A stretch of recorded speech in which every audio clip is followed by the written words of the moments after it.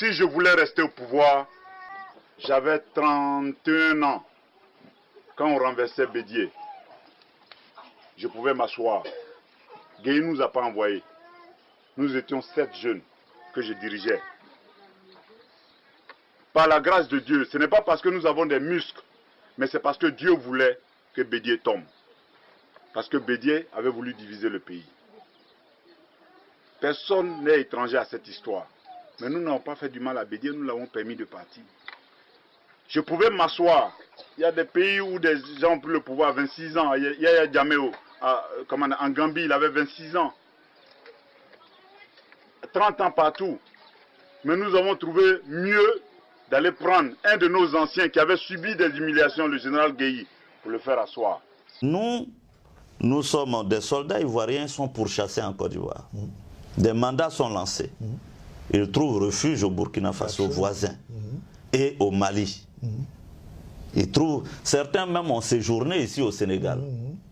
Bon, je ne sais pas si on dira parce que des soldats ont séjourné au Sénégal, donc le Sénégal a soutenu la rébellion. Moi, j'ai séjourné en France. Je suis passé à Dakar. Ensuite, j'ai résidé au Burkina Faso. Je récapitule. Les soldats sont pourchassés.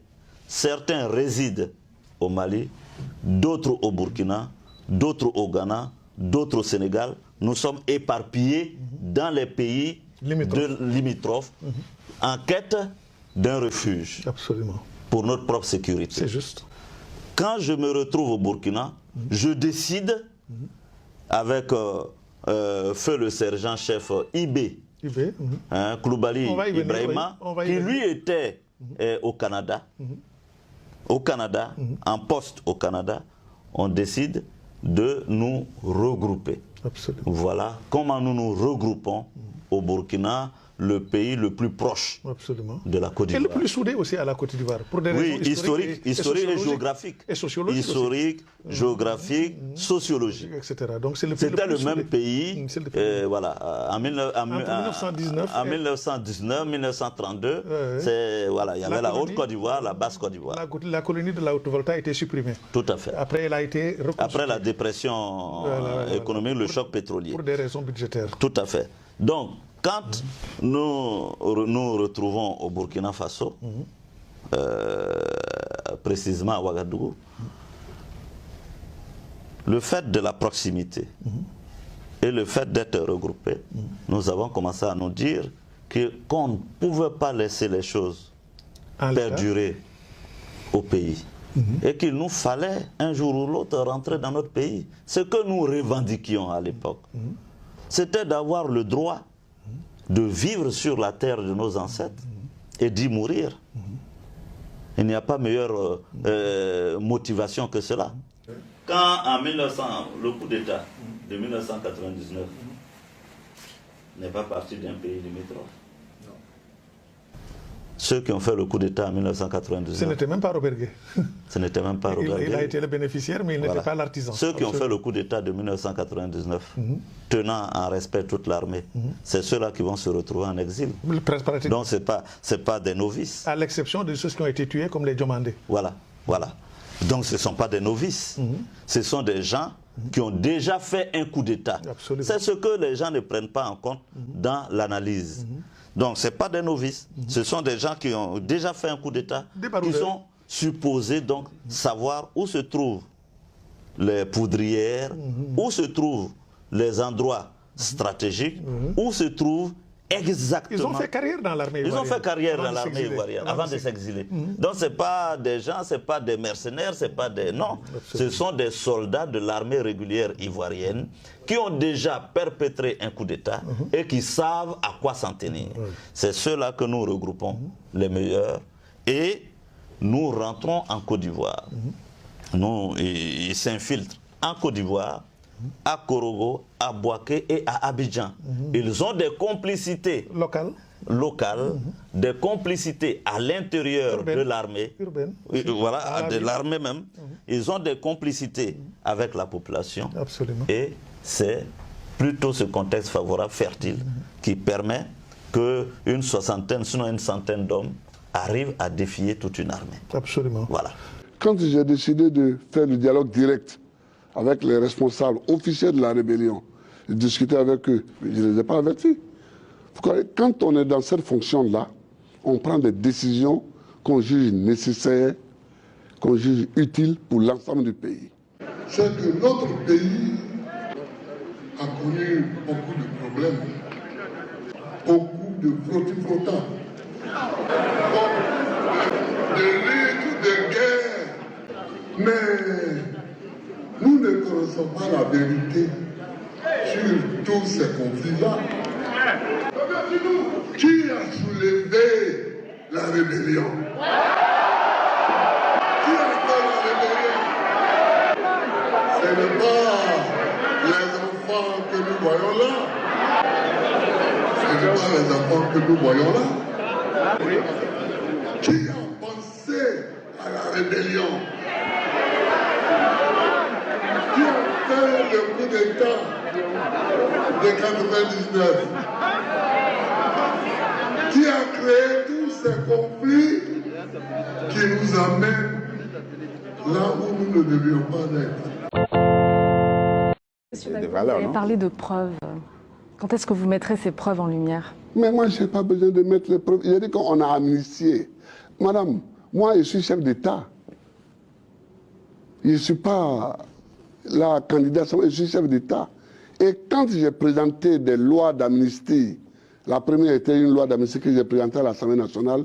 La deuxième, on n'avait pas le temps, donc j'ai dû même prendre une ordonnance qui tient lieu de loi. Je ne vais pas poursuivre. Je ne vais pas poursuivre. Et je ne vais pas poursuivre ceux qui sont dans la rébellion qu'on connaît et qui étaient tous des collaborateurs de Ouattara. Je ne vais pas les poursuivre maintenant puisque j'ai signé 2 lois d'amnistie. C'est ça qu'il faut bien comprendre. Mais, bon, Je peux comprendre aussi, M. Bagbo, que porter des accusations sans donner de preuves, même si vous dites que vous êtes effectivement le président de la République en exercice ici en Côte d'Ivoire, cela peut être mal perçu justement par la personne qui est visée.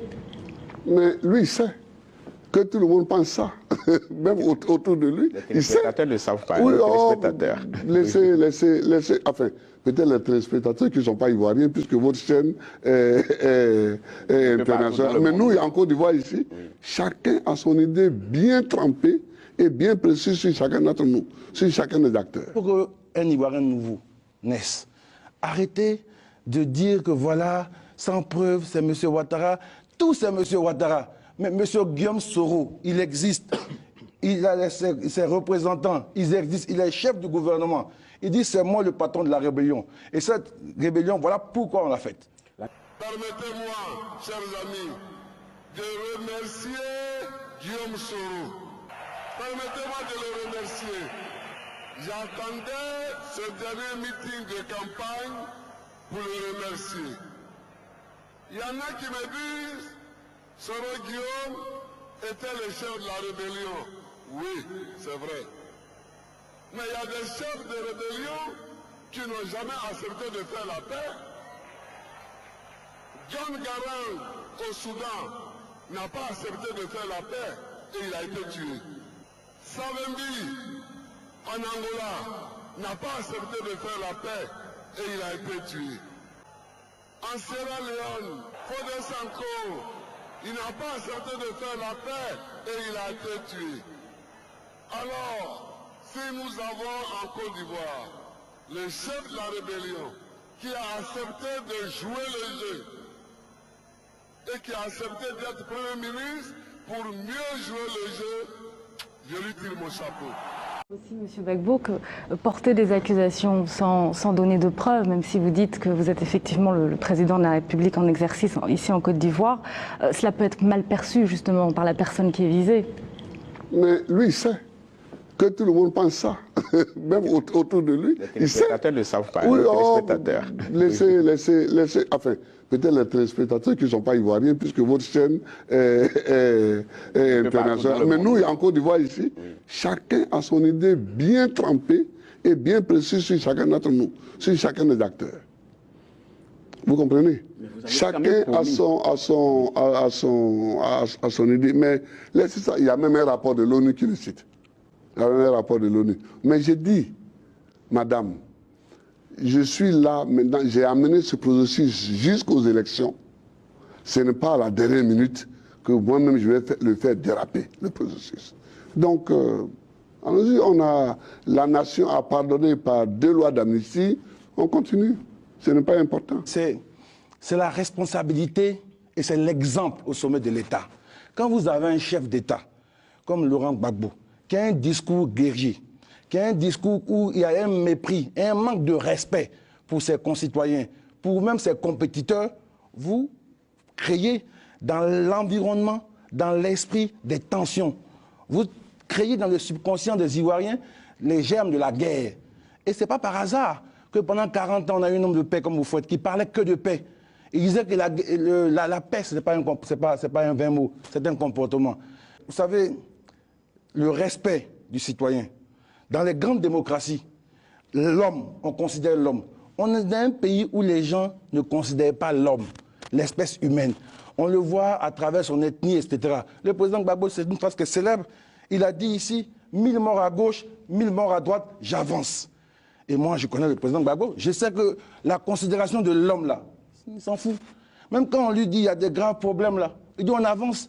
Et ça, déjà, au sommet de l'État, c'est symptomatique de tout ce qu'on peut induire comme comportement. Et donc, ce n'est pas un petit mot de dire que nous, on va avoir un chef d'État qui va porter la Côte d'Ivoire dans une dimension de respect des uns envers les autres. On va avoir un chef d'État qui va porter la Côte d'Ivoire dans une dimension de respect des uns envers les autres. Merci, monsieur.